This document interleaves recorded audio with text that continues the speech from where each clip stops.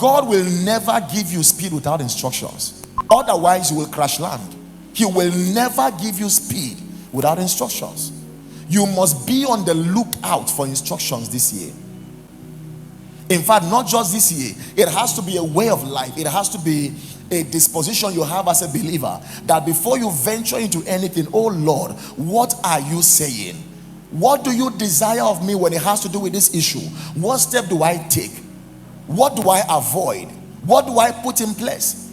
Now we are finishing the prayer and fasting tomorrow. For someone, the Lord can give you an instruction and say, for you, you are just beginning.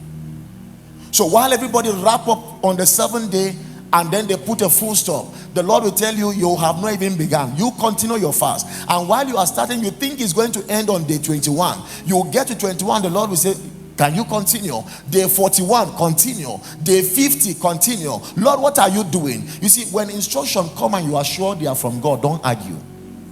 Just obey. You might not even know why.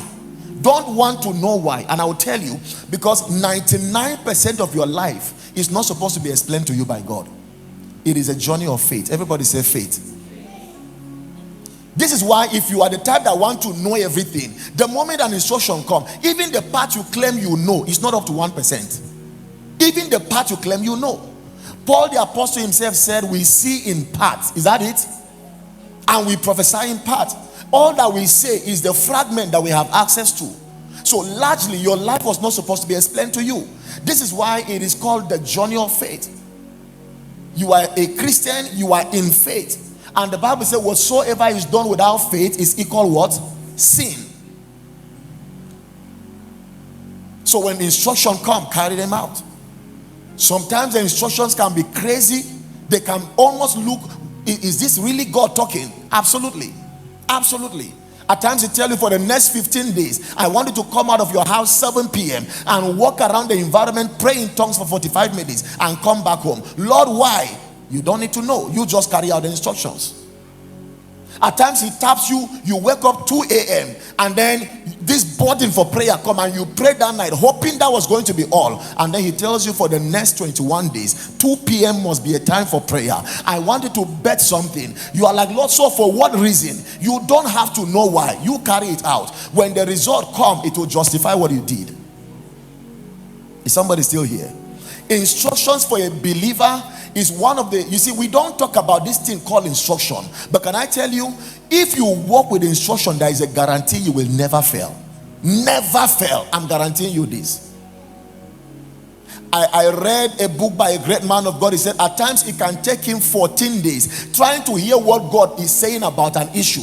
If he does not hear, he continues the fast until he's sure of what God is saying. Unfortunately, a lot of younger believers do not even know the place of instructions.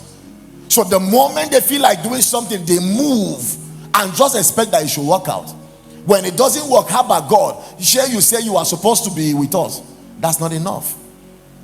God is only committed to what he has said to you, not to what you want necessarily, except if what you want is exactly what he wants. Instructions. Instructions. Psalms 32 and verse 8. Let me show us 1 or 2 scriptures. Psalms 32 and verse 8. I will instruct thee and teach thee in the way which thou shalt go. So not every path should be plied. You are not to run every path. He said, I will guide thee with my what? Meaning the eyes of God are only on his path. If you take the path he has not instructed you to follow, his eyes are not with you. Now there are 2 aisles in this auditorium right now.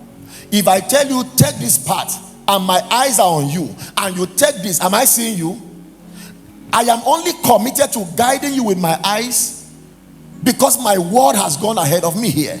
So if you take another path, it is a risky journey. Very risky. And this is what a lot of believers are doing. They take the path and hope that eventually the eyes of God should find a way to zoom and comply to whatever they are doing.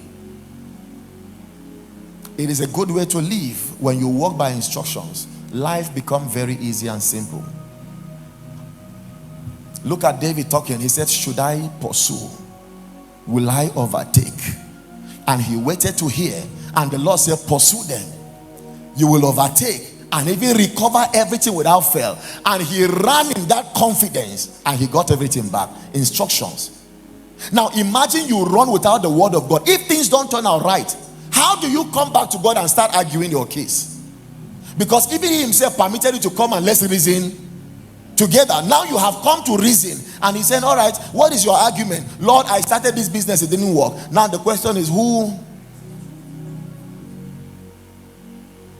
did I send you? Or Lord, I made a post, nobody liked it. Who asked you to make the post? Were we together? Lord, I thought it was your work. Proverbs 5:23. Proverbs 5:23. He shall, this is terrible now. He shall die without what? The moment instructions are absent, death is guaranteed. Anything can happen. It means you are now vulnerable. You are operating outside the voice of God. Anything is possible, including death. He said he shall die because there are no instruction. And in the greatness of his foolishness shall he go astray. The voice of God. Don't just run. Run lawfully. The Bible says he that strives must strive lawfully, otherwise he's not crowned.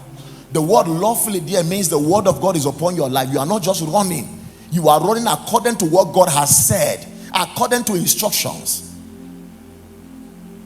And if God is the one asking you to start, it doesn't matter what you have or what you don't have.